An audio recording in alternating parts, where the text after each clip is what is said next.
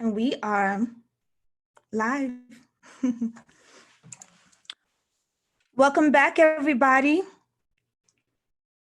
And I just want to make sure we're good because I think there was a little bit of technical difficulty in the beginning. I'm on. You're on? Okay, awesome. Here. So we're back, and I want to thank everybody for joining us again. Oh, awesome. I see you. I see. My Instagram page, I told folks, I was like, pop on over to I Love Ancestry and their Facebook live stream. So there you go. There you go. So I love it. So yes, jump onto Facebook, tag a friend. We are having conversations. We're continuing I have to stop saying conversations. We have to continue our knowledge sharing around Black and Native identities. Okay, correction. But we do want to welcome everybody back. If you joined us last month, June 30th, we had kind of some language establishment going. Oh, okay. I love how you're sharing to me in real time. You got it. We had some language establishing with Afro Native identities. And of course, we had Miss Shonda Buchanan here to situate us, give us the history, the contemporary. And today we're getting into the oral histories and looking more directly at personal stories and how they shape us. So we thank you for joining us. And morning coffee, that's going to sound funny for some people because it's 1 p.m. where I am in DC area. But on, but on the West Coast Pacific time, it is 10 a.m. So my coffee's a little cold, y'all. My coffee's just a little bit cold. So if you're on the East, there you go. That's right. Bring the tea, bring the coffee, bring the lemonade, bring your notebook, and be ready to jot down some ideas and jot down some tools to move us along in this knowledge sharing. I want to start off by shouting out I Love Ancestry, because that is the platform that we are on, doing amazing work visibilizing Black and Indigenous identities and their intersections. And it has been a huge conscious raising for me in the last 2 months. And so I want to shout out I Love Ancestry. If you haven't liked them, like them on Facebook, go subscribe to their newsletter, find them on on IG, okay? I Love Ancestry. And then you can continue to learn about the details of Black and Native intersections and really expand on those oral histories where you got Indian in your family. You can actually get the tools to see how to get there and really bolster those stories. So that's what we're doing today. That's where we're going today. And I want to, in the beginning, I hope everybody could hear. I wasn't quite sure what, if everyone was able to hear, but there's an opening where I think it's Minty, and she says, which grandmother are you going to deny? Which grandmother are you willing to give up, right?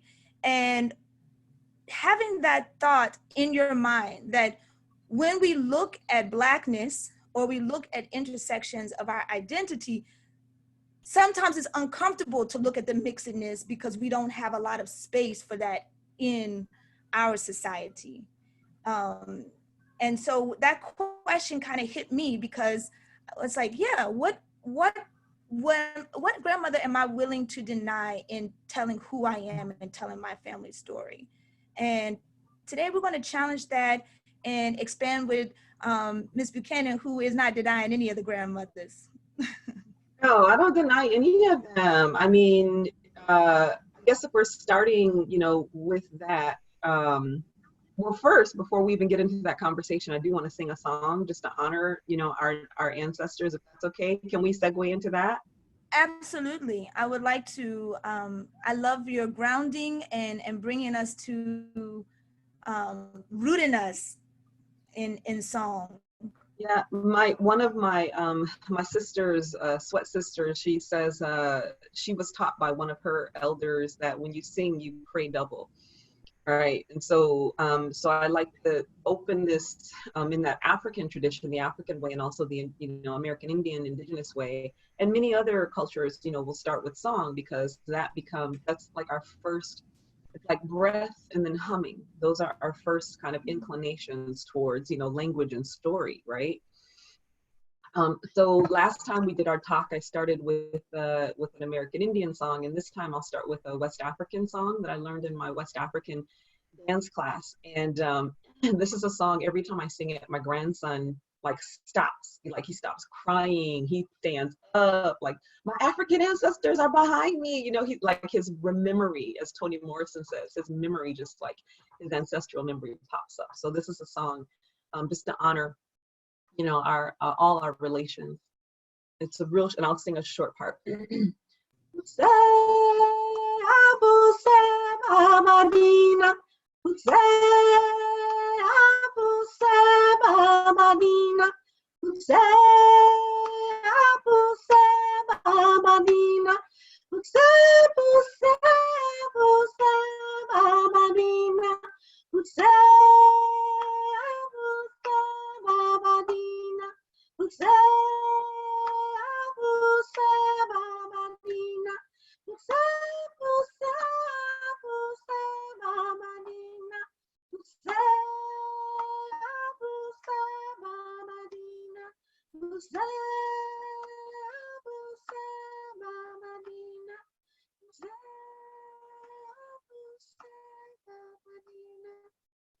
The way I learned it, that was a harvest song, and then after we danced real slow, we're like, and we're dancing slow, and then the drummer's like, and then we start dancing.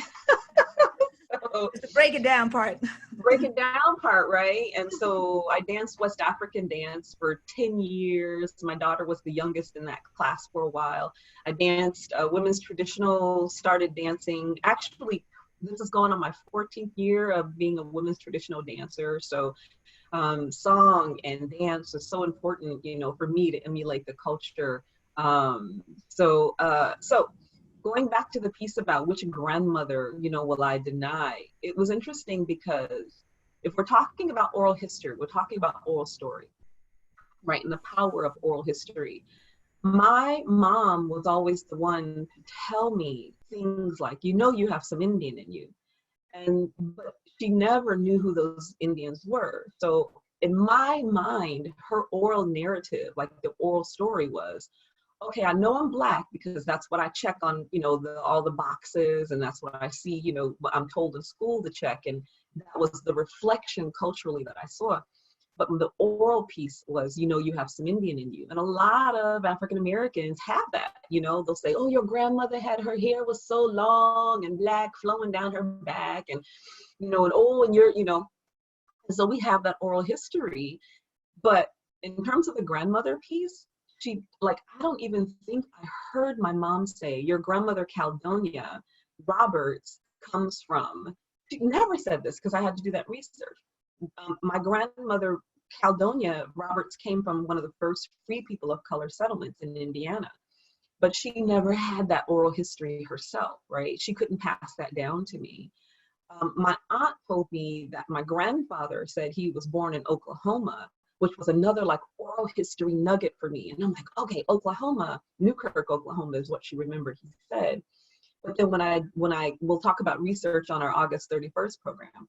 But when I went back, I was like, it doesn't say that my grandpa Stafford was born on his, birth certificate or death certificate. So that was a piece of, in Oklahoma. That was a piece of oral history that I kind of hung on to as like the hook for when I finally decided to do my research. But those stories, those kinds of stories, like grew me up. Oral history, oral narrative, the power of it just kind of gave me this sense of,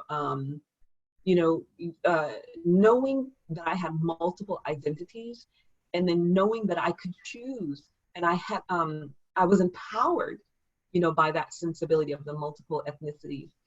And then only later, the part of, why do you want to claim Indian? Are you denying Blackness? Like, that's the thing that came later. And then I had a good best friend who said to me one time, she's like, you know, you're not really Black. I was like, what? She was like, your features, like you got this and you got that, and like your Indianness shows up more than your Blackness. And I was like, you know, you're my best friend. How could you say that? You know, she's not my best friend anymore. But it was like, why did I have to deny either grandmother or either grandfather? And even, you know, talking about the multiple, you know, raciality, you know, that the European ones that I never knew, that never showed up to any family reunions, but I'm like curious, like, why did my people passed because they were light enough, or there were white people who married into our family, because I have that ancestry, that's in my DNA as well. Well, why didn't you show up? Right. You know? So, Right. okay. No, that, going back to what you said is like, these nuggets, and Yep. that is so important in the oral history. Some people think that in order to start this journey, that Yeah.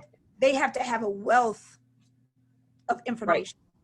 No, Right. you just you need the little bitty parts. I love it. Yeah, you need for the journey, you actually need, and I'll turn back to my IG folks. People, you can ask me questions on Instagram. You can drop some questions in our, you know, the Facebook Live, you know, session, and we'll start answering. But, you know, the oral histories are the most important stories to get you started in your research. Or if you're actually paying attention, right? The oral histories of your eldest ancestor is the richest history that you could get. You know, and literally, like, if you have a great aunt or a great uncle, or even someone who you don't, you know, maybe you don't talk to, call them up and say, you know, hi, I'm auntie, you know, I'm such and such's daughter, you know, and I know we didn't have connection, you know, for the last 20 years, we haven't been in contact, but I really want to ask some questions, if that's okay, about the family history. Now be prepared. You're going to get one or two responses. You're going to get a response that says, "Show baby, come on over here," or, you know, call, you know, I'll talk to you about your, you know, your folks. Or you're going to get, like my great aunt said to me, "I'm not telling you about my family history." And when my great aunt said that to me, they knew I was working on this book. They knew I was working on Black Indian, and I never hid this from any of my family. And I said, you know, I'm writing the family story from my perspective. I want to write about our history. I want to write about the oral history. I want to write about, you know, what the intersections in our family, and then also, you know, why it seems like we're so volatile. But when my great aunt said, "I'm not going to tell you about my family's, you know, stories and my family history," I was like, wait a minute. My blood runs through, your blood runs through my veins. Yeah, you'll make it, you know, she's my eldest ancestor, and she didn't want to tell me those stories for whatever reason, and she never told me why, but I assumed, thank you so much, y'all. I assumed that she didn't want, one, that she actually didn't know the tribe. So on my great aunt's side, when I finally did that research, I found that her her manuals were Coharie from Sampson County, North Carolina, and they owned land. You know, they owned, oh my gosh, the first predecessor owned over 700 acres of land that she dispersed through her son, right? Oh my God, they own land. So that was the I'm sorry, I'm mixing my Roberts and my Roberts and my manuals. The manuals did own land. My apologies. Over 400 acres in the North Carolina area. And then on my mom's dad's side, it was the Eastern Band Cherokee. And so, and I researched the Eastern Band Cherokee, and I found us listed on the African Cherokee rolls, the Guion Miller Cherokee rolls. And so I found my Staffords, my Roberts, my Manuels, my Matthews, my Coharies. But the oral part of that, the oral story was the first. It was like, but where do we come from? Why do you not know where we come from? Wow. I think that is so powerful, because when we think about the oral histories, it's almost like it's not as important if it's not written. And so we kind of have to move beyond that ideas so that we can actually engage these things. And the paper trail that comes from the oral can come from the oral history, because once you have that space, that place, you know, like you said, land ownership, now you can start looking at property deeds, right? Now you can look at tax records, right? And that oral history will open up the route to the written history, but you got to start, like you said, with the eldest member. You have to ask the simple questions to get to the larger ideas. And I'm going to stop here and plug your genealogy workshop, because you're going to talk about all of those things, how you move from the oral to the documents. Today we're going to cover more about the oral histories, but knowing that the oral history is the route, everybody, that is the road you get on to get to the documents. And the documents back up, or I want to make a word. Can I say complexify? Complicate. Complexify. Complexify the narrative, right? Like, we think things are so simple until we start to marry those two things together. So I want to plug her workshop, because it's next Friday, July 31st. The link is in the actual chat.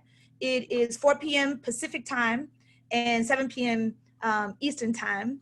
So definitely, if you really want to engage moving from beyond the oral histories, and that's starting with the oral histories and getting to legal documents, she's going to take you there. And some of these documents we touched on in our last session, they were new for me. And like I said, since we have begun sharing information, since you've been teaching me, I have really thought about my own identity in a different way. And I was saying to someone this morning, like, I was always so fiercely protective of my Blackness because it was so beleaguered, right? So it's like, I can't even afford to be something else, because I don't want the Blackness part of me to be the part that's beleaguered. And I think some of us don't realize we can do the multiple, if that's your story. Oh my gosh, such a fantastic kind of segue into the idea of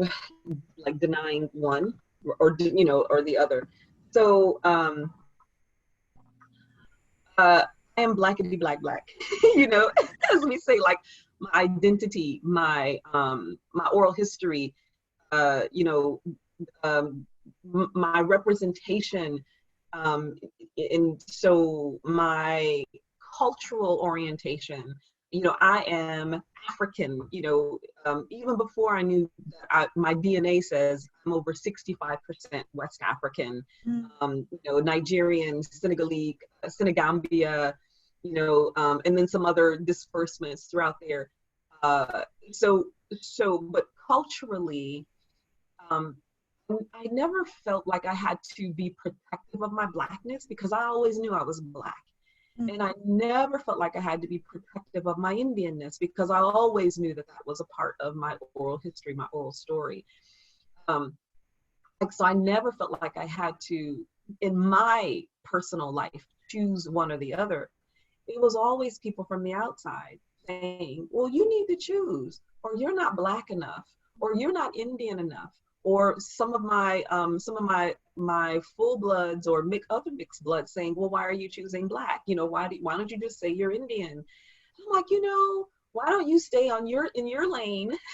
Let me stay in my multiple race lane and honor and celebrate all my ancestors. And that's one of the things that we do in our lodges, in our sweat lodges and our other, ceremonies across the country. We'll say all my relations, all my ancestors. All my relations. I would Matakwiyase, a whole Matakwi, like Matakwiyase is a like Lakota for all my relations. And then there are some other, some other ways to say, all my relations, or as you're crawling on that ground into the sweat lodge, you are bringing all of the people who created you into that moment of prayer. Such a powerful moment. How could you deny that? How could you deny all of your ancestors? Oh, I'm getting teary-eyed. I'm like, ooh. Right. So for me, it's like, even when my mom would say, you have some Indian in you. And again, as a kid, I'm like, that's what she says, that's what she says, that's what she says. But mommy, so which ones? You know, who are they?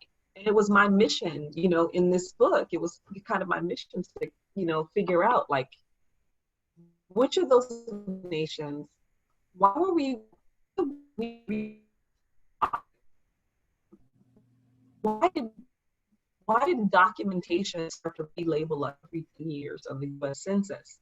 And then we started calling ourselves that based on what the documentation, you know, what people were starting to say. So, you know, I think that we were always trying to figure Black people in America, moving from the enslaved identity into the quote unquote, the Negro identity. And there are some people still, it's like, call me Negro, call me colored, right? And then moving from the Negro into the colored, so Negro colored civil rights movement era. So actually Reconstruction civil rights movement, you know, civil rights era, into the Black Power movement. I'm Black and I'm proud. Right. Ngawa, Black Power, say it loud, right? And then from the Black Power movement of the 60s, moving into what Jesse Jackson in 78, I believe that's the date that he said, we should call ourselves African Americans. We should be allowed to say that we are African Americans. But then the actual Africans in Africa said, well, what about us? You know, because we're actually the Africans in America. So it became like this, like a shell game in terms of ethnicity and race, you know, for us. So the mainstay power is, I know I'm Black. You know I am a part. Black Lives Matter, when they are marching out there in the streets, and when I'm writing about it, when I'm walking and when I'm confronting people, you know, I'm like, no, I'm confronting you in the name of all my ancestors and all my Black people, you know, and at the same time, all of my indigenous people and all my, you know, POCs who are oppressed by the dominant regime. Absolutely. That's right. Absolutely. And I'm glad that you said that. Like, you never felt like you had to be particularly protective of your Blackness or of your Indianness, because you already know who you are. So regardless of what society is saying or the boxes that you have to check, right. Like, you know, the complexity, and that's a part of the erasure are the boxes. Right. Oh, I love that. Yeah. The concept of erasure is huge. So I want to, you know, it's like we went straight into talking, and I really love the last time we set our intentions around this conversation. I still don't think it's too late because you grounded us with the ancestors and brought them in, and I think we can share where we are and the intentions to going forth for the rest of our knowledge sharing and expansion. And so what are your intentions for this space? My intentions are for exploration, an honest exploration. Someone on my Instagram just said, we are all Hebrews anyway. And I love that they have their own understanding of their identity. And I'm like, okay, yeah. So if you're looking historically at that Black Hebrew piece, you know, it's like, okay, then you get to say that. That's your identity. Have at it. So absolutely. Exploration of us. I love it. You say who you are. You say who you are. Yeah. Fundamental to being free. And I share in that intention with you, exploration. Like I said, you've been expanding me. And so I invite everybody who is with us today to kind of let go a bit of who you think you are and leave space to possibly be even more connected than you thought, because I think that's where I've been kind of dealing. One of my cousins last night, I have to shout out Matt. He sent me an email last night, and he started sharing some of my own family history on my father's side down in Georgia, and how he remembered going through some documents that he saw when he was 7 or 8, but not knowing what he was really looking at. But there was some, I have not identified as being Afro Native, but he talked about some of the stories of a great grandmother being half Black and half Native, and she was sharing with me just last night. And I'm like, okay, so now I need to go back and I need to look at that side. Traditionally, I've looked at one line. So I'm leaving space for expansion, and I invite everybody to do that with us. And I then love that. I love that yeah, story. Yeah. And you talk about your auntie too. Didn't you say you started like, yeah.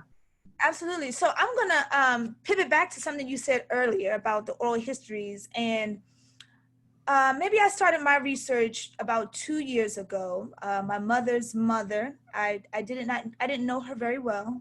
There was some disconnect, and when I moved back from Miami, I started researching my family a little more deeply and found everybody. I got a whole new family in the last couple of years. Like a whole new family, my grandmother's people. And at 86, I became buddy, best friend with my grandmother's only surviving sibling, her sister. And she has been the gatekeeper, the eldest member of my family, of all the knowledge. So we get in the car and we drive around Fauquier County, Virginia, and she just tells me what this is, what that is. So the other day we're doing that, and she was like, "Oh, you see that place over there, Lombardi's? Yeah. We used to dance there all the time. Black people in the back, white people in the front. We didn't pay attention to white people because I'm like, oh my God, that's terrible." She was like, no. We were having a good time in the back. She was like, it was the best juke joint in all of the Oh my world. God. You know, she's Oh my like, God. and she was like, everybody would have a good time until somebody get to fighting. And then, and then she's like, and then it's over. And then it's all over. But it was just in that moment, she connected this place that no longer exists. It's just a shell. But now I have a story that connects her to 1948, 1949, something long gone, but it's still very much in her inner landscape. And so that's what we talk about when we talk about these nuggets and these oral histories. It's like sometimes I'm in the car and asking the question, and that is actually my first question for you after setting this intention, and is talking about this path a bit from the nugget to the universe. Yeah. So I will say that the nugget for me was probably this moment. And can I read just a little quick section from my book? Absolutely. Okay, I'm just going to read a little quick section from my book. It's on page 118. And so I'm going to just do quick sections. So this is me basically, how old was I? 6 or 7, I say in the book, starting, with that question. Mama, we got some Indian in us. I had to be about 6 or 7 years old. I was scratching her head for a quarter, one of my Saturday morning chores, while the rest of the kids who'd finished their chores watched White Tarzan find White Jane in Hollywood's blaxploitation Africa. My brother launched himself from the orange shag carpet and tried out his own Tarzan scream, making my mother's shoulders hunch up. "Tyrone, shut the hell up," she snapped, then relaxed more deeply into her lazy boy. The tickle of my fingers in her hair. "Yeah, I think it's Blackfoot. No, maybe Cherokee." Everybody said Cherokee, I learned later. We got some white in us. I had never seen proof of the Indian blood or white ancestors except pictures that showed a range of colors from off-white great-grandma Manuel to other ancestors. Grabbing my wrist, Mama moved my hand to a spot I'd missed. "Yep, you got some French, some German, some Indian, some white, and a little itty bit of black." Uh-oh, what did I tell my friends? According to her, though my daddy was darker than the misrepresented Africans on Tarzan, I was a mutt, the least of which was black. I kept quiet, but I was confused. Did black people not want to be black? Did blacks hate themselves as much as it seemed my great aunt Catherine hated them? I didn't know at the time that my great aunt Catherine's father, George Thomas Manuel, had been disowned by his white family because he listed his race as white. And his father had married a mulatto woman, my great grandma, Helen Curtis Manuel. Oddly though, George Thomas Manuel's father and uncle, Peter and Daniel Manuel, fought for the colored troops in the Civil War. But it took only 2 generations to leave blackness and Indianness behind for their grandfather. So for me, that's like one of the nuggets where after one of my ancestors, one of their grandfather claimed white, but then on some of their indigenous records, they had colored, they had Indian, and then later in the census, they had mulatto. So the moment of me asking my mom is one of the first kind of nuggets. And then this is a little bit of another nugget too. And so, so I have several displaced memories of my mother patiently rubbing my back with Vicks, nursing me back to health after a bronchitis attack or a sleepless night haunted by ghosts. It was always a twilight hour attack. The moisture, the heat in my lungs clanked like rusty nails when I coughed. Between midnight and 6 a.m. in feverish recollections, my mother was either on her way in or out the door. I remember the blue nightgown she quickly slipped over her head, or more frequently, her white nurse shoes, tapping in time to the hum deep in her throat. Swing low, sweet chariot, coming for to carry me home. It was only much later, after I had my own daughter and sat up nights with her to ease a cold or sleeplessness, that these memories came rushing back to me like an unexpected breeze on a Michigan shore. And it was only then, after I'd loved and let go, that I knew my mother's humming was the song of her own salvation, voice cracking on notes she tried to carry to a higher lilt. She'd sing the hum in a hoarse whisper until I fell into a fitful sleep. Those unsteady bent tones of hers stole into me, seeded my survival, seeded them in my bones. I was kept alive by plantation prayer and an angel. So those two moments for me are the nuggets where I'm a child and I'm like I have bronchitis and I'm like I'm coughing so much I can barely breathe, and my mom is singing like it's gonna be okay, baby, rubbing Vicks into my chest. So that's another moment of my history, of my memory history, that I turned into oral history when I was telling my daughter, and then I turned into, put it into my book. So I think much of what is in here is oral history. Much of what is in here is the stories that I have been told that grew me up. I always say stories are like our vertebrae. They're like the bones in our back, and they make us stand up and they make us stand strong, because no one can take your stories away from you. And that's the piece that for Indigenous people, before we could write, before we were forced to write, before Chief Tecumseh, the Cherokee chief, created their own language, our oral stories were evidence. Like what someone said mattered. In Senegal, they call them the Gewel, or we call them the griot. But the Senegalese Gewel were the storytellers.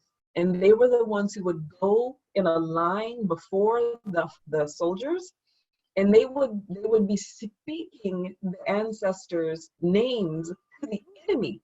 Say, Sheikh Abdullahi killed 1,000 of your ancestors. His grandfather killed da-da-da-da, and his great-grandfather. So they kept that oral history and the oral story like power, you know? And so we don't even think about, like, now everything is documentation. Everything is, how can you trace your ancestors? Yes. How can you, where are your records? And for a little while, I actually used to carry my my pedigree. Like I used to carry my Indian pedigree, my American Indian pedigree, because I wanted people to see, this is what my great aunt said. And then after a while, I was like, I don't need to carry this. I know what my people have told me. Yes, I've done my research, but my stories were the first piece of evidence that I had. And it's the last piece of evidence that I will be telling my grandson. When I sing the and when I sing a bear song, to him, like, here's the oral history of our people, baby. This is who we are. Oh my goodness. Oh, and there's so much there. I have to go back. First of all, I have to say that's like ancestral courage, right? Like it just, those plantation prayers, the idea that you get in front of your enemy and you just start naming your ancestors. Yes. You know, Yes. like your boss. You're like, just start naming your ancestors. Like, oh, you don't know Lily, you don't know this one, right? You start naming your ancestors, like the plantation prayer. First of all, let's go back to literary. Your language in this book, your language is so tight. Thank you. So Thank you. tight. Thank you. So tight. Just, I mean, it's, and I think I mentioned this before, it is the poetry that genealogical research deserves. It is the poetry that it deserves, because to go back and do this ancestral work is a poetic justice. So your language is so tight, it's so perfect. And I just love this idea of saying the name of your ancestors in front of your enemies. I just, Sonia Sanchez does that as well. Sonia Sanchez is a poet. For those who don't know, Sonia Sanchez, look up her work, look her up on I love someone's requesting hey Liz, someone's requesting on my Instagram to be on my call, but I can't pay attention to both. Sonia Sanchez will have everyone at the beginning of a poetry reading say an ancestor's name. You know, like say someone that you lost. It could be recent, it could be past, but let's give them their due, connect us verbally through oral history to them, and then whatever child is in this space, they will have this moment to give to their child and to give those names to their children and their children, right? And so again, like that is the power of the griot, of the storyteller, of the one who keeps stories, right? That is the storyteller, the one who keeps stories. So yeah, that's our power. That's our superpower. That is a superpower. And I'm almost thinking, when you started your work, and I think sometimes people feel a bit intimidated because maybe they have, like in my family, I feel like because I was getting to know them at a, you know, not as a child, but as an adult, it was almost like, well, she shouldn't be the one telling those stories because she's not the keeper of the stories. And I think sometimes it's a barrier, right? Like, who gets to say the story, and who has the authority. I think we have to challenge that. Yes, I agree. So I want to I'm going to segue a little bit to the this piece about authority and the telling of the stories, and then talk about the Hampton University Black Indian connection, because I knew before I got there that there was some, you know, Black Indian connection, right? Hampton University, founded in 1868. The American Indian students started in 1878 from other places. So the Powhatan were already there. Powhatan, all of like Virginia area. So there are many Virginia nations, and so people here in Virginia, folks say the Cherokee, Nottoway, I mean, Appahannock, that's where I've danced. But in the area, in the Hampton University area, in 1878, we started shipping American Indian students in, right? So you get some Lakota Sioux, you get some Gravon, you would get some Cheyenne, you know.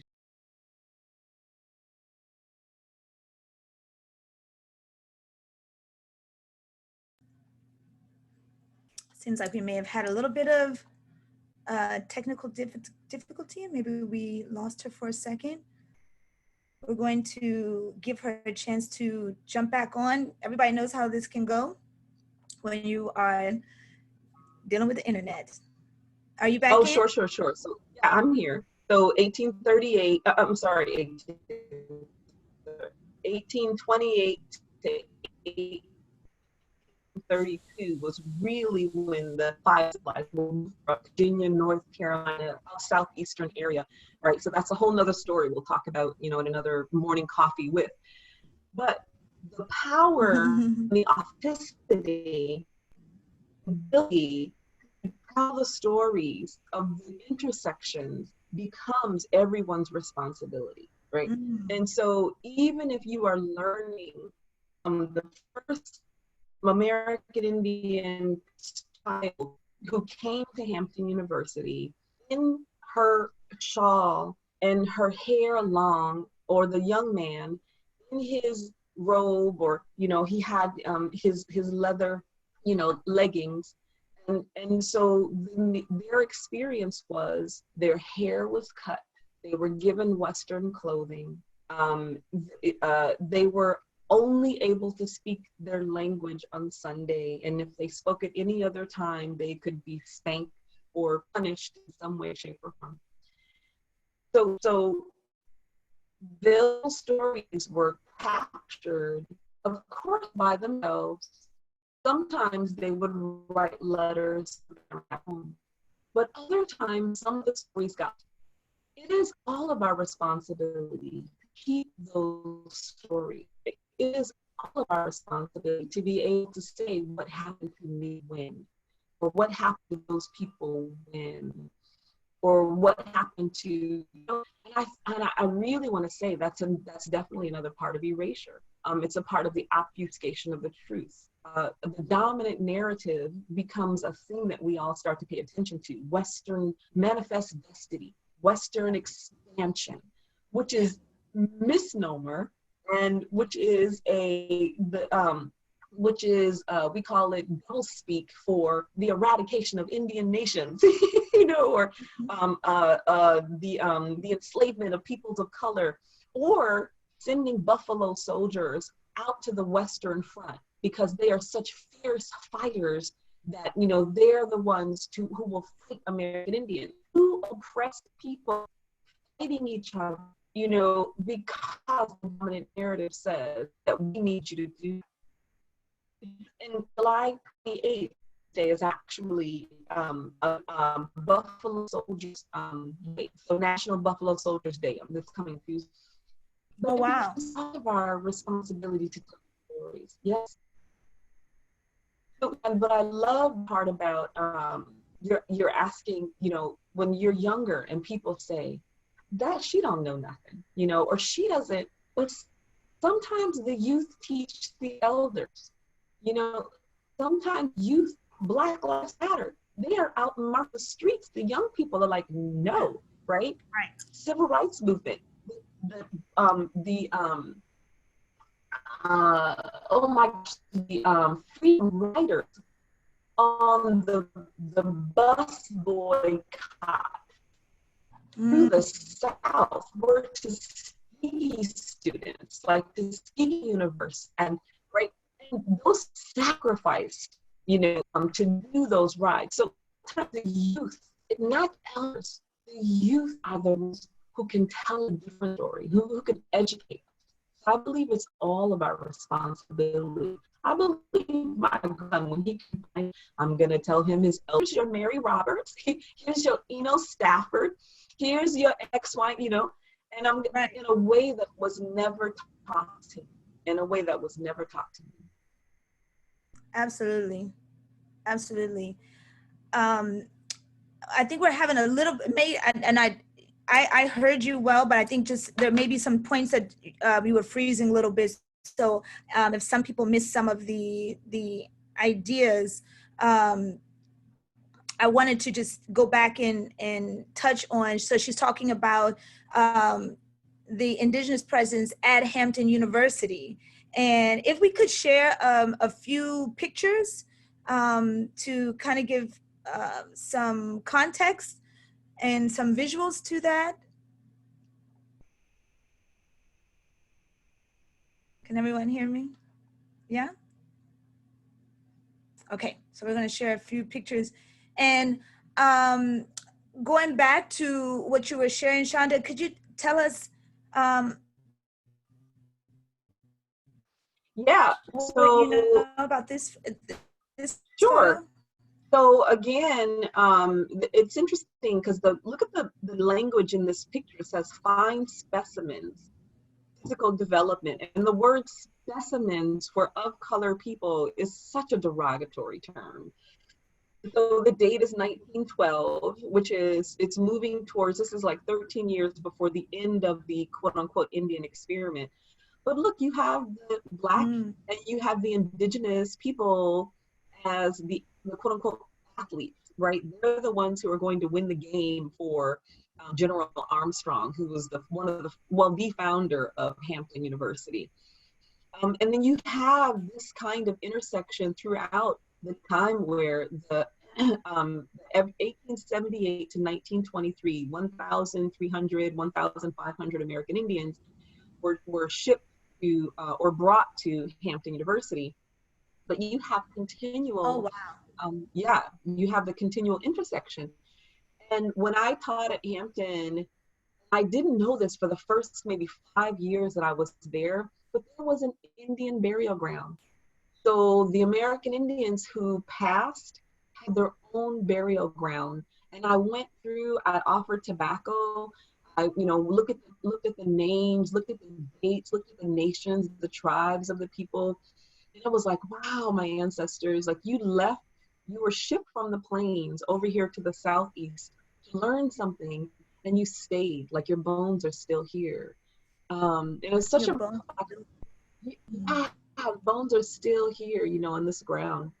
But I mean, just really, it was rich to see those intersections. Some married, some were, educators, and then some of the American Indians went back to the plains to teach their own.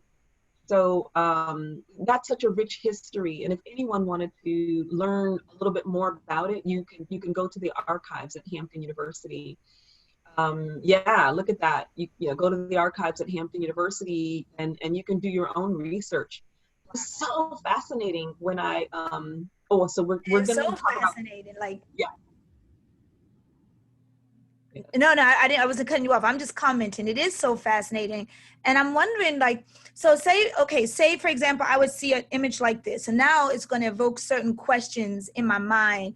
What could I go back and ask my eldest member, maybe to kind of get to visualizing, for example, a school experience or who was in their class? Who are they? Like, who are those people? Who was your best friend in that picture? What year was that? Why did you have those clothes on? Did you win the game? What happened? Was it cold? So was that winter? What was the season?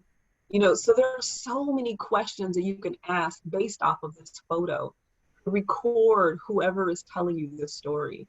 And I wish I had the names of these people, because when I travel across Indian country, and if I am, depending on where I'm stopping, like in South Dakota or Montana, I'll say something about these brethren and sistren who were at Hampton University.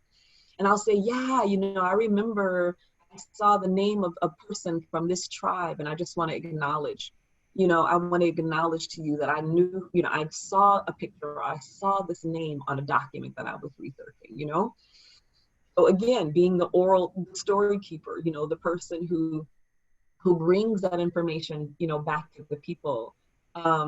Those are stories I would ask. Did you win the game? Who was the best player? And then they'll start telling you even more. Right. Because it's like you have to jog these specifics, right? Like, who was the funniest person in your class? Describe them. Who was, and maybe who identified, who thought of themselves as, who would say that they were Black and Indian, right? Or who would say that they have Indian in their family? What were their last names? Yeah. Did anyone get married? Was there a Black Indian wedding on Hampton University's grounds? So those are questions. And like, did you get married under the emancipation tree?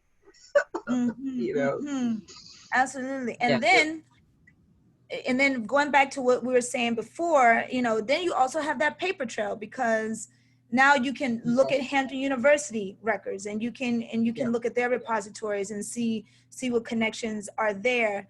I think a lot of times people just think there are no documents and it's like completely invisible, but not Oh my necessarily the gosh. case. Yeah. So it's so interesting when you're talking about, so that sometimes we think that there are no documents, but there is always a paper trail, right? Even if,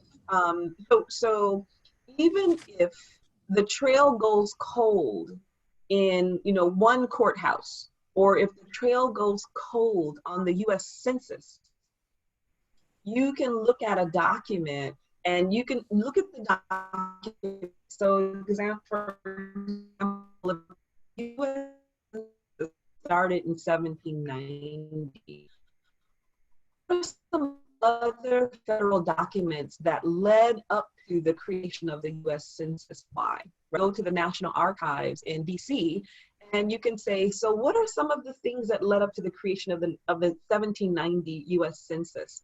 And then also, so what, from 1790 to the 1800s, how did the census change? What are so you can go to your state government and you can see what is their ethnicity breakdown was, or how they label people. You can go, it's like, so even though we've got the federal, the state had their own census records, which is how I know that I was born in Kalamazoo, Michigan, which is, what Black Indian is mostly. When I was doing my federal research, I was like, okay, so I see the federal delineation of ethnicity.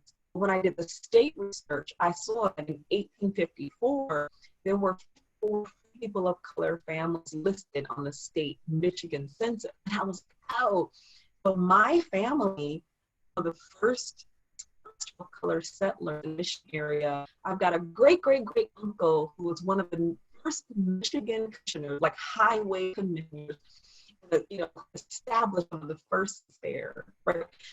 When the trail goes I think in one place, I think we have a little bit of your state freezing. census. Sorry. I think we may have a little bit of there's freezing happening. Oh, okay. Yeah, so now we missed a little bit of that. I heard about the state census and yes, when the trail goes cold in one documentation area, and I know we're going to talk about this August 31st because we're doing another morning coffee with an actual archivist, which I'm excited about. Put that on your calendars. August 31st, 30th. August 30th, Sunday a.m. is when we're doing another morning coffee. But when the trail goes cold, then you start looking at state records. We got a little bit of federal trail goes cold, state up. records. Yeah. It's breaking up again. I can list this out. Too. That would. Yeah. So. I'll say it again. Oh, I said that would be good. Yes, okay. I can type it in there too. Oh, good. I love it. People are saying transmission is good on their end. So I think some people are actually watching it on Facebook Live and Instagram. Okay, so good. So then maybe just in here with us. Okay, that's okay. That's okay. Yes.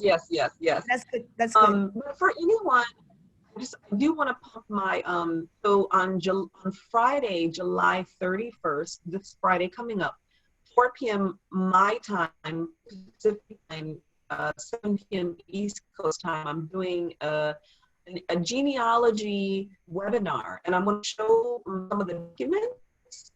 I'm going to talk a little bit about, oral narrative and how I discovered oral narrative. I was looking at oral narrative as a part of my research, but I want to show like excerpts from the African Cherokee state census, federal documentation. People are always asking, how do you know you're Indian? And I'm like, well, one of my great grandfathers wrote this on his World War I, World War II records. So also, so there is a cost. It's 55. I'm doing a sliding scale. So from 25 to 55 for the 1 hour webinar, genealogy webinar. But then I'm going to give some proceeds to the Black Lives Matter movement. I'm going to choose a domestic violence center to give some proceeds to, and then also I'm going to, in Montana, I'm going to donate to the Gravans as well. So Beautiful. I'm doing this genealogy piece, but I'm also dispersing the money. So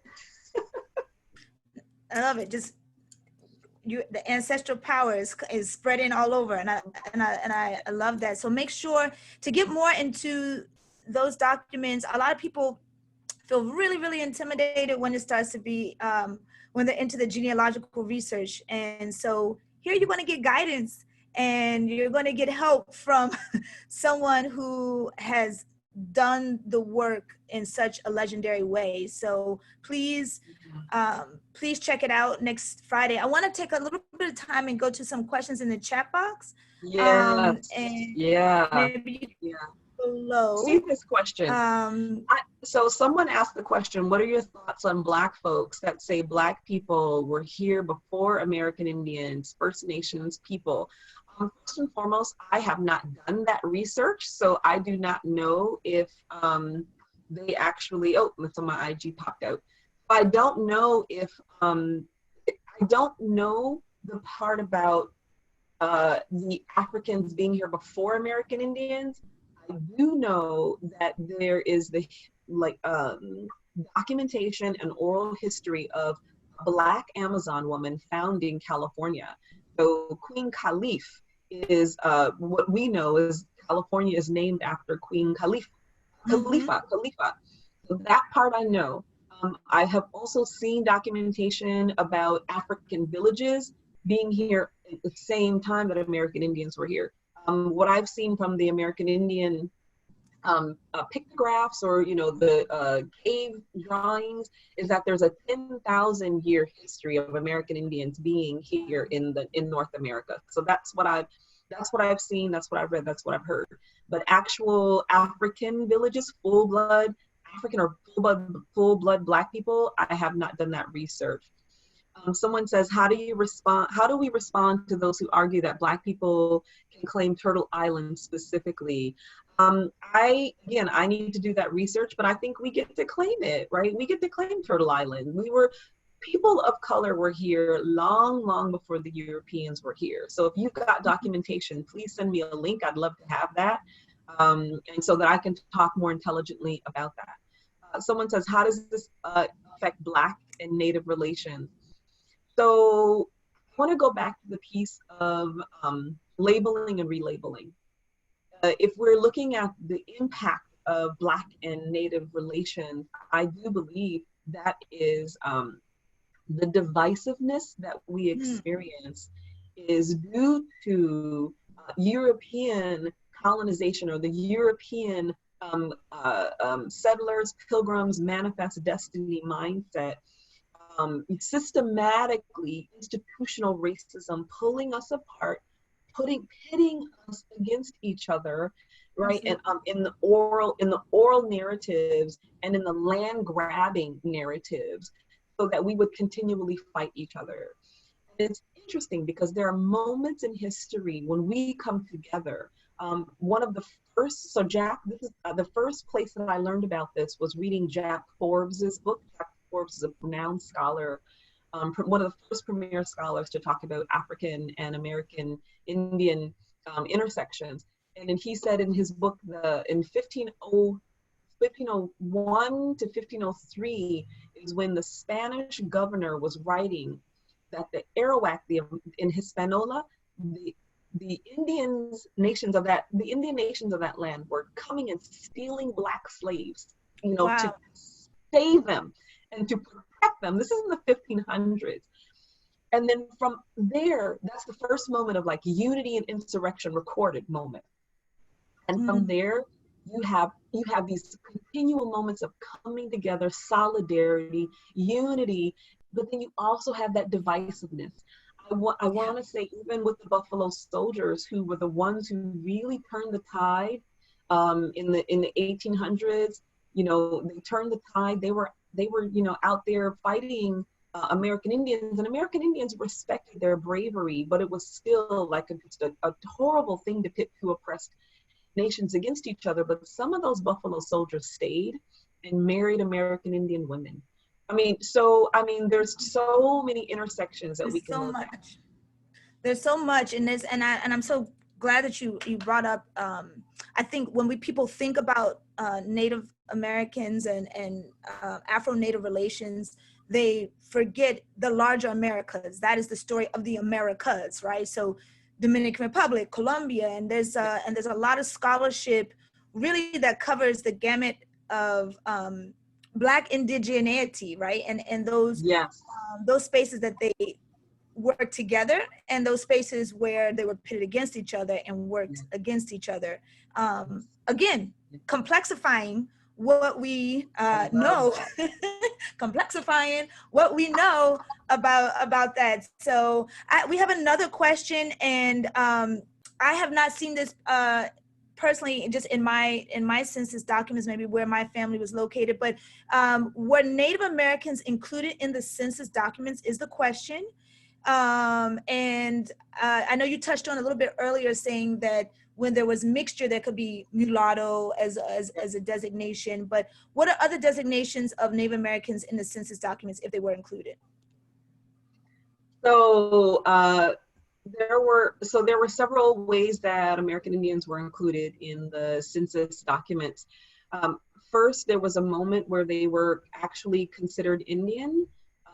So if you had a white slave owner or a white land owner, and say if that white landowner owned Black slaves and Indian slaves, because American Indians were enslaved as well, it just didn't go over so good because they could actually escape because they knew the land more.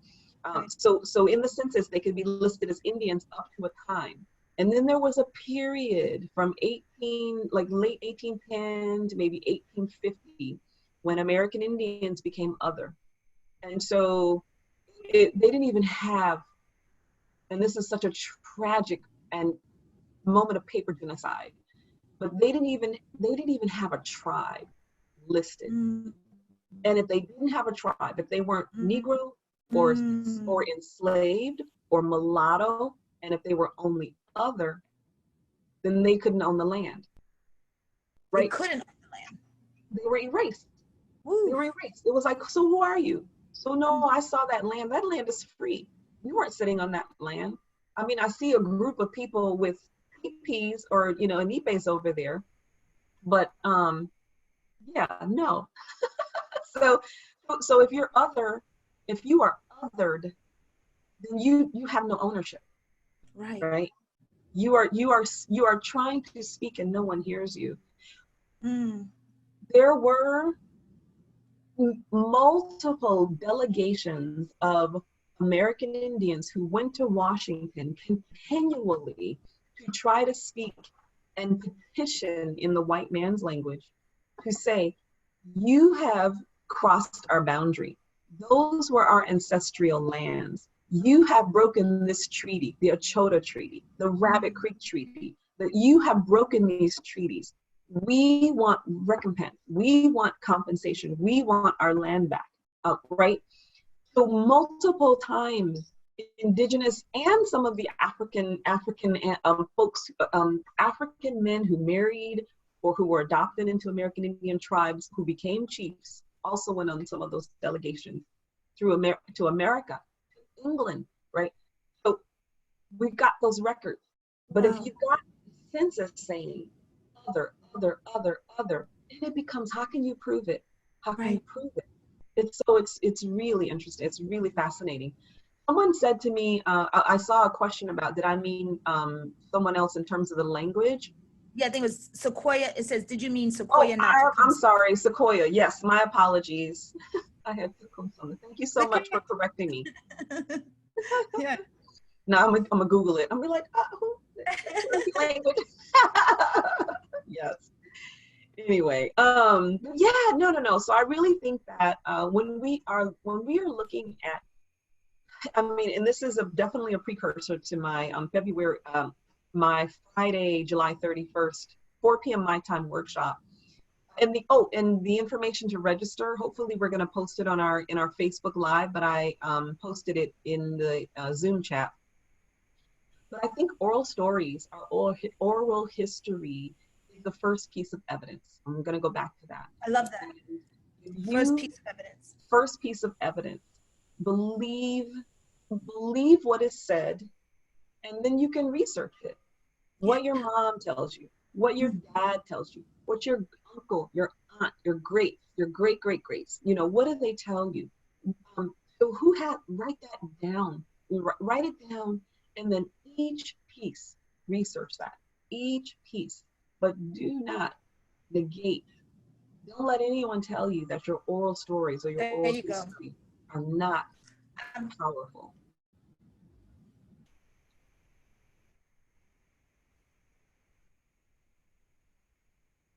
Absolutely. I'm so glad you said that, because I think it also goes back to saying that the storyteller is valuable. And since the storyteller is it's the other side, it's the complexity. I know time is running out, but I would just love if we could kind of go back and forth and share some of the questions that we ask when we sit down with my great aunt, when I sit down with my great aunt Rachel, or when I sit down with a cousin. And also, we're talking about starting with the eldest members, but it doesn't mean the youth don't have things to offer, right? So oral histories are really telling everyone's story, right? And getting that piece. Sometimes you'll sit down and you'll be surprised.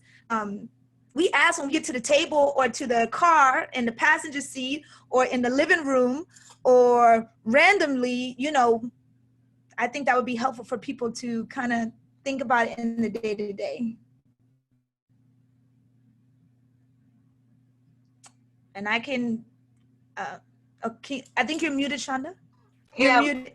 the car is the best place to find family history out. I mean, to get information, because there's movement, right? And so maybe it's the mind, maybe something will spark a memory, but you can ask a question like, hey mama, what's your earliest memory? Or hey mama, what did you like about your dad? You know, or hey mama, what do you remember where he was born? Like, so though, and then they can choose to answer, those questions. One of the things that my aunt told me to do with my mom, she said, take her for a drive around to the old places where we used to live. Take her to the country, because Kalamazoo, where I'm born, Kalamazoo, Michigan, is like, it's super country. For those of y'all, like I grew up saying y'all, and I've got a strange little like long A, like ka, sa, depending on if I'm talking really fast. But so you can take them on a drive. My great aunt said, take your mom on a drive, and my mom definitely opened up, and so they will definitely open up. Oh, there's another question. If you track down your native tribes, they require a certain percentage to accept you. Yes, they do. Blood quantum. There are some Indian tribes, American Indian tribes, which will say you need to be 1/4 or 1/2, or your ancestors need to be on the Dawes rolls, the DAWES, the Dawes rolls, which are the federal removal document rolls that families had to sign when they got to, but either when they left, actually, let me find that piece out. When they left or when they got to Oklahoma and Alabama, which became Indian territory, quote unquote. But the American Indians who were removed were on the Dawes rolls. But each of the tribes have their own rolls, and a lot of people don't know. The Creek have their own, the Choctaw, the Cherokee, Chickasaw, any of the nations who are in Oklahoma have their own rolls. But you have to do the ancestral research to find who the ancestor is that would be on those rolls. So yes, they do consider percentages in order to be enrolled, but all you can do is just do your research to the best of your ability and try to find whoever that ancestor is connected on the Dawes rolls or on their rolls. Someone said, or is it a certain amount of generations that have, okay, so I answered that question too, generations have passed that would disqualify you from acceptance. So the blood quantum is a serious problem in, for those of us who either left the reservations before Indian removal, because we were already being ostracized. We knew that the end was coming for the ownership of Indian lands. And so my people got on their own trail, the Appalachian Trail, the King's Highway Trail. And you can actually, that's Googleable too. You can look that up to see what the trail, where the trail passed through. But for those who left the reservations and, you know, they were kind of excommunicated, it was like, well, you left, so you don't get to be on the state, you know, like you don't get to be on the reservation rolls. And if you weren't on the reservation rolls, you just weren't counted. No land allotment, blood quantum erased. You know, it's like your immediate ancestor who was supposed to stay there, gone. Even if your cousins or an aunt was on the rolls and your uncle, your mom or dad or family had left, even though you could see your cousin on the rolls, you weren't listed on those rolls. So you're Wow. gone. Yep. It's really interesting. It's really interesting. And I think going back to you said what you talked about before, the paper genocide and these ways of erasure, and that's the power of actually coming together and asking these questions and delving into the oral histories, because it is the power against the paper genocide, right? So asking questions to the people around you is how we combat exactly the erasure. Yeah. I know that time is, I know our time is just dwindling down. We have to pump up. Thank you, I Love Ancestry, for being the platform that we're on and hosting this Mother Earth Sanctuary. Thank you for this, hosting our morning coffee session on Facebook Live, and we're on Zoom too. And also, yeah. Oh, Michelle, go ahead. I'm sorry, August 30th. Okay, yes, so I'm going to, and yes, I want to echo everything that she said. I want to thank I Love Ancestry for this platform, because this platform allows for us to complexify these stories and to tell the truth, which is what we are trying to get closer and closer to, right? Those are our plantation prayers. And I also want to thank Mother Earth Sanctuary and their work. Now we're spread out, but that's what the point. Our stories are global, but we're still connected, right? So I know Shonda's in Los Angeles, I'm here in DC area. Mother Earth Sanctuary, Danica Mays is in Minnesota, and I Love Ancestry is global. So we thank you for being a part of the conversation and the knowledge expansion. So things to remember, next Friday, July 31st, is Genealogy Workshop with Shonda. It is at 4 p.m. Pacific time, 7 p.m. Eastern time. And on August 30th, we're gonna look at the document. So now we got some frameworks, we got some things to work with the oral histories. So you can already start, right? Like you can go back, you can call your great-grandmother, you call your grandmother, your great-aunt, your great-uncle. See, I always focus on the women. That's my my gaze. You call your uncles, your great-uncle. Somebody knows something, and you put those pieces together, right? So that's what we're saying. And it could be a simple question. I like to think of it as use your 5 senses, right? So your eyes, your taste, your hear. What did you eat when you were growing up? On a Sunday, when did you eat, right? Did you listen to the radio? Did you watch TV? What were you watching, right? Like these things, these specific questions help jog people's memories, and it also helps them situate themselves in time and space via their senses. And that's how you want to do. Think about the micro. Think about the micro when we get to those questions. I thank everybody for your questions. I thank you for joining us. Yes, absolutely. I also want to say in the U.S. Census now, so the U.S. Census, we're being recorded, and you can claim more than one ethnicity now, right? So please, go ahead and claim, your Indianness, if you have those records, and the Black Indian, whatever the other Black Samoan, whatever your other ethnicities are, claim that, because here is the moment in history where we can redefine who we are with our oral history, with our language, with our voting. Oh my God, if you are not registered, if your kids are not registered, vote, right? Here's a moment where we get to define who we are.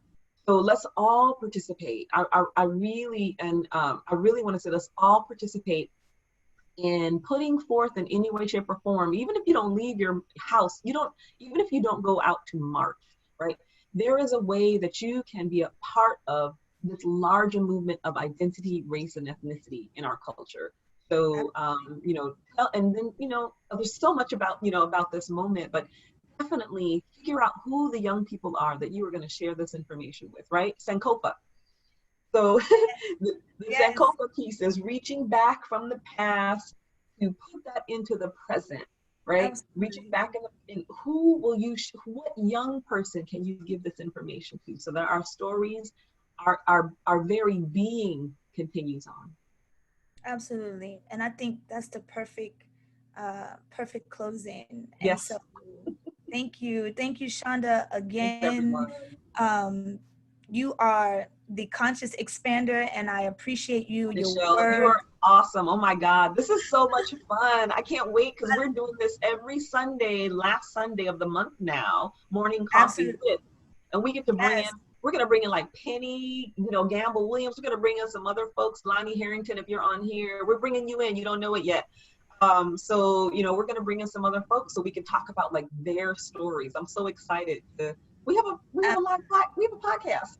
Yes, we have a lot here. And I want to also remind everyone, Black Indian, go get this. The language is tight and the prose is beautiful. And it will also help you to see the history in your everyday and in your family, the people's history, the people's story, and the poetry, and going back and recovering those stories. And thank you all. We invite you to, we're closing out on a video. We invite you to stay with us. But we understand that some people of you have to leave, but we invite you to stay. And I hope our intentions have been received. And we will see you Friday, July 31st, and then next month, August 30th. Thank you. Thank you.